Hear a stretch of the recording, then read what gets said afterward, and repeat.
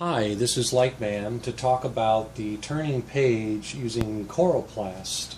And what I've done here is I've jigged up a sheet of Coroplast that is 24 inches by about 15 and 3/8 of an inch long. There's an axis here with a 3/8 inch dowel that's just been simply drilled out and placed here so that I can turn the page.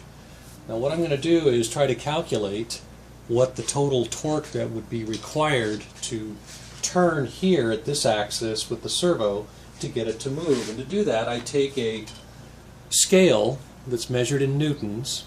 It is a spring scale, so it's not perfectly accurate. But if I place it here and I measure what the force is to lift the page, it's about 0.8 newtons. As I get up to here, it drops to about 0.75. And then as I get to here, it's dropped to about 1/2 newton, and as you can see, we're getting close to 0 at the top. And then likewise, it's symmetrical, so it would be the same amount. The critical thing is, what's it going to take for that servo motor to turn this so that it can lift this page? And it's going to take about 0.8 newtons. So if we know that, and that we know that from the center of the axis out to where we had the scale is 15 1/4 of an inch, even though the Coroplast is farther, that's where I measured it to. We can do some calculations. I'm sorry guys, there's going to be some math here. But basically, if I take a look at the force of 0.8 newtons, which is equal to 0.18 pounds, the arm length is 15 1/4 inches. Our equation for torque is force times the length of the arm. So I take the 0.18 pounds right there and I multiply times the arm length and I get 2.74 pound-inches that are required to lift this page. So that's the amount of torque around this axis here that's required to get that page to lift.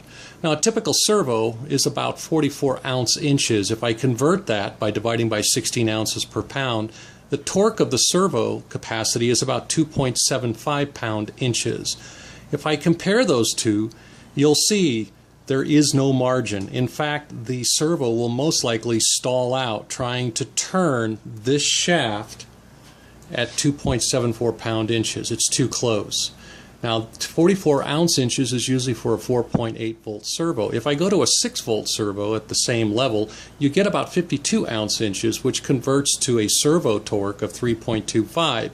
Now we're starting to get somewhere where the amount of torque that the servo will apply is greater than the torque needed to turn the page. This is, of course, neglecting any kind of air friction. If you turn it too fast, it creates a fan action. The viscous level of the air actually dampens the movement and creates a little more torque requirement. So to really get this thing to turn, we're really going to need something bigger than 52 ounce-inches. I like to have at least 50 to 100% of extra torque. If you go to something that's got 120 ounce-inches, now you're talking around, in the neighborhood of probably 7 pound-inches. And that's where you're going to start to get your 50 to 100% margin over what you require. So I think to get this page to turn, even though it's not even to the 24 by 18 is what Tuzi wanted to use, at least we can see that with the piece of scrap Coroplast that I have here, it's going to be pretty tough for a regular servo to turn this page.